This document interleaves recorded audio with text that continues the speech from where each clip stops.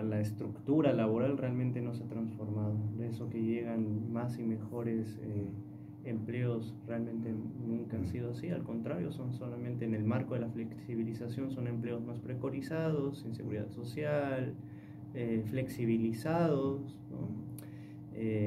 Y esto, como ya les mencionábamos, pues es algo que hemos venido repitiendo tristemente los países latinoamericanos desde la apertura comercial en la década de los 80 con la crisis de la deuda y con la entrada en vigor, digamos, de las políticas neoliberales con el consenso de Washington. Desde ahí, en el 80, 90, 2000, 2010, 2020, 45 años hemos vivido bajo la sombra de esta política que te dice un poquito más, un esfuerzo, un esfuercito más. No solo falta liberar esto. Si liberamos esto, listo, ya desarrollamos, ¿no? Ya somos potencia mundial. En México se nos dijo con la firma del Tratado de Comercio de América del Norte, el Telecán, con Estados Unidos, en donde se decía en 1994, oficialmente México pasaba a formar parte del primer mundo.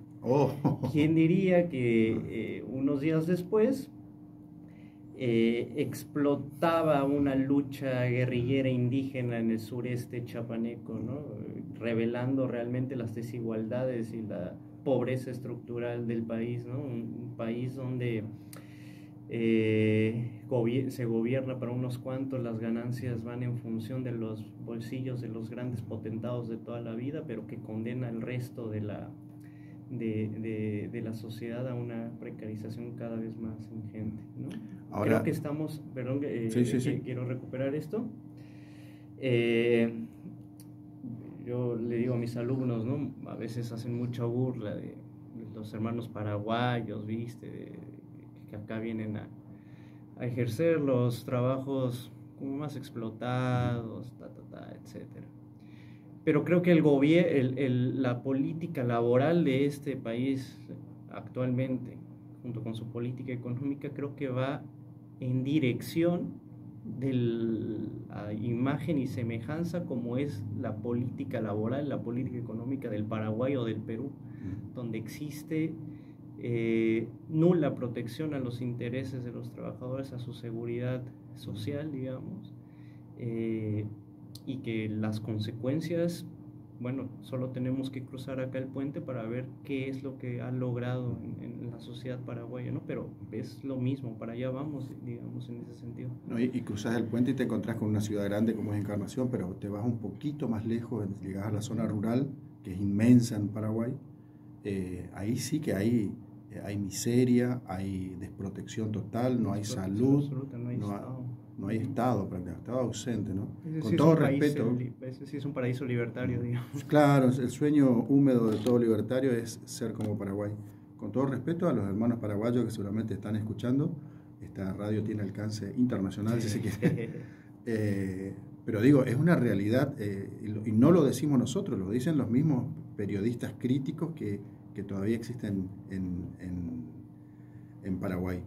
Y digo, ¿viste? Uno trata de buscarle la vuelta a estas situaciones, a estas políticas internacionales que lleva adelante el Ejecutivo Nacional, y trata, ¿viste?, de encontrarle la vuelta a ver si tiene algún viso de que salga bien, hay alguna posibilidad de que salga bien, porque escuchaba el otro día un analista político internacional que decía, la verdad es que se abre una oportunidad para Argentina, porque Estados Unidos te abre las puertas, ¿viste? Estados Unidos, el que fabrica los dólares, te dice, te pongo todos los dólares que necesites para estabilizarte y para que entres a otro nivel de países. Digo, esto es piripipí, es verso, es para sostenernos más un títere, o hay algo acá que hace que Estados Unidos se interese en que Argentina realmente pase a formar parte de ese tan codiciado escalón del primer mundo, ¿no?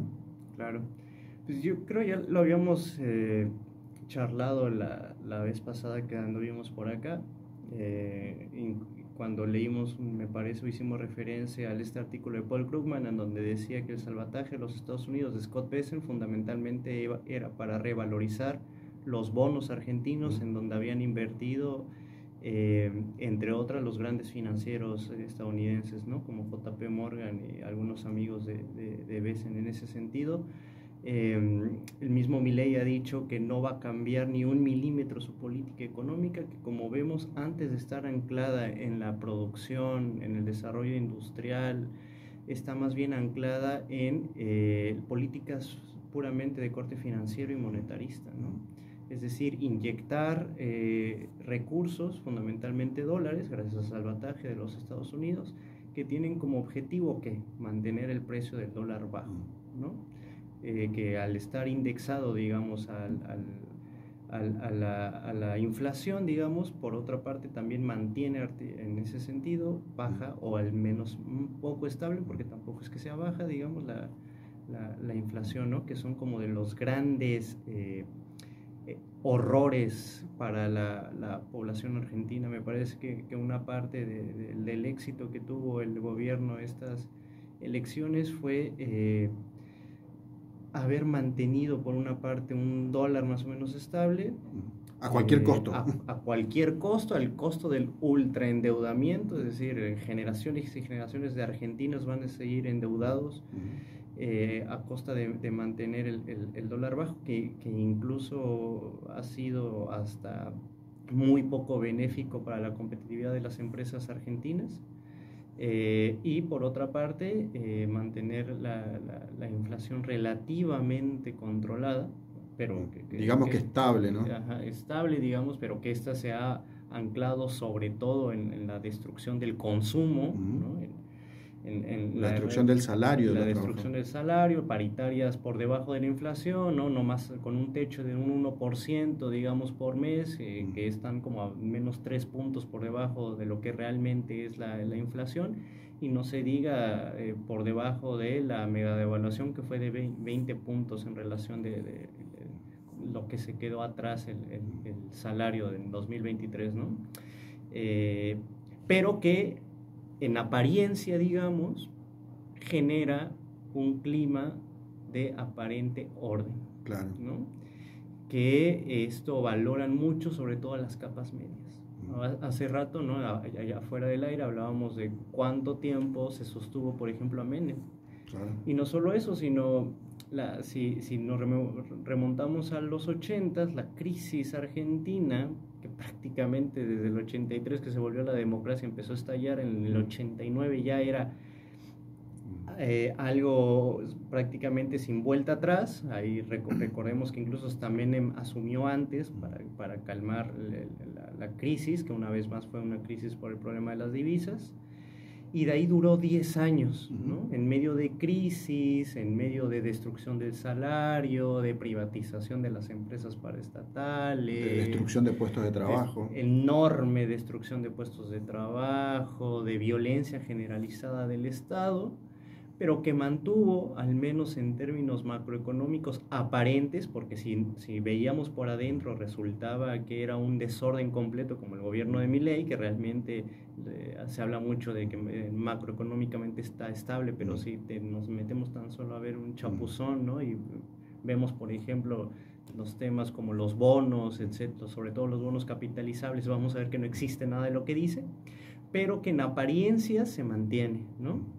Y eso fue suficiente para que las capas medias, como era paridad 1-1, como se podían ir de vacaciones hacia los Estados Unidos, Europa, sostuvieran ese gobierno a costa del empobrecimiento de buena parte de la sociedad. O acá en Misiones mismo, como tenemos la mayoría de nuestro territorio fronterizo, ya sea con Brasil o Paraguay, con un poquito de plata que te sobre, te alcanza para ir al otro lado del charco, de cualquiera de los dos charcos, y comprar todo a mitad de precio, ¿viste? Entonces te sentís, seguramente el misionero se siente rico cuando va a Encarnación o al otro lado, a Brasil, ¿no?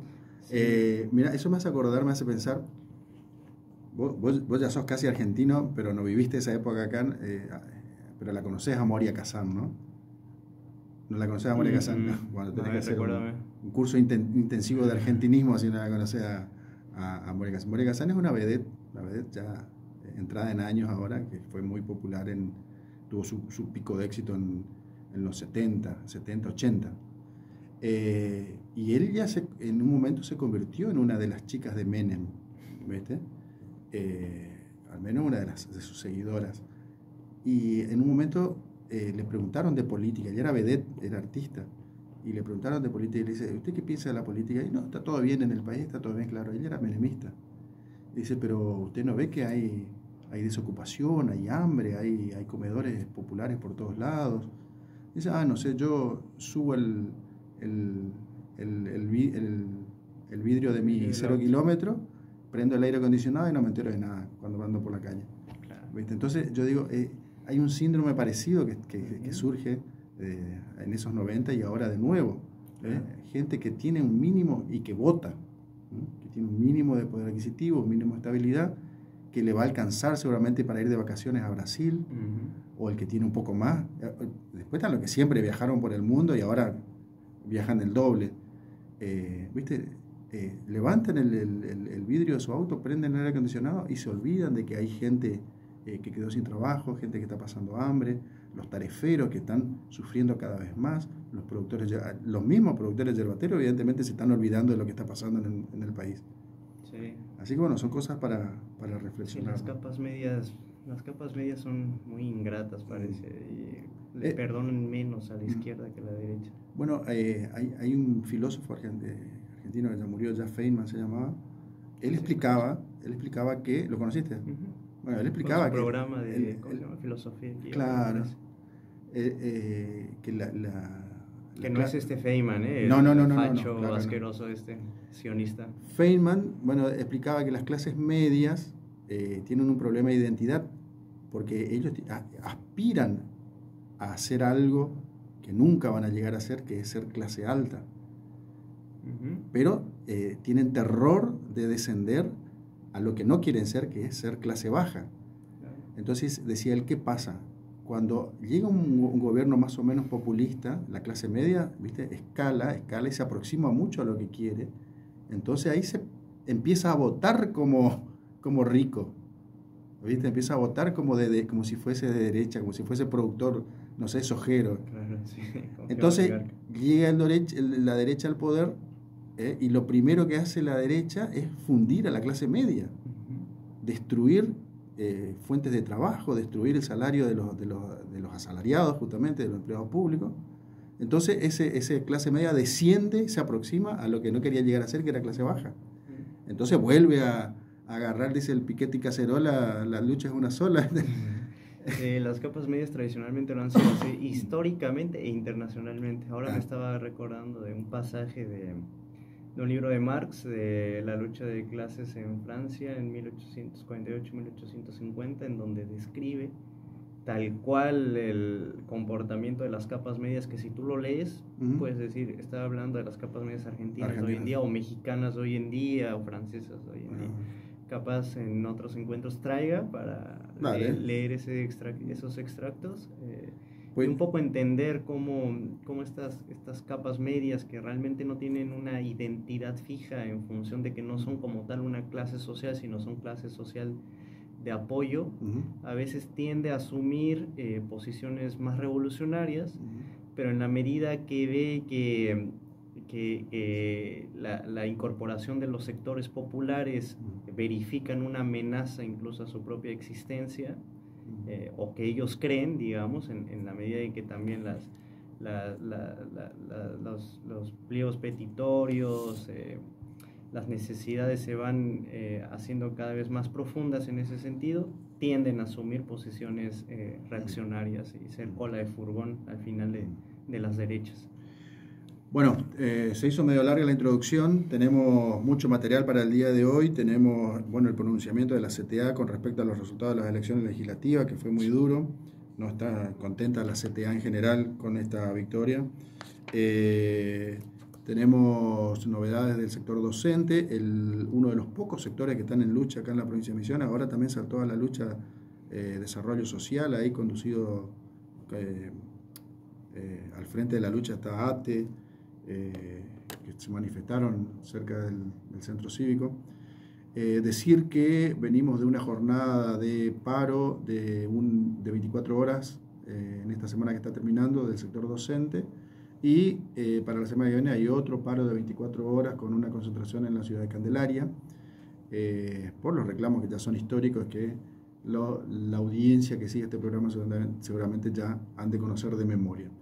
Descomprimimos con un poco de música y continuamos con La Hora del 14 bis con Diego Alcántar Casillas.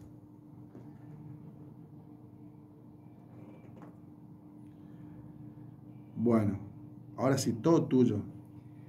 A ver, bueno, vamos a ver.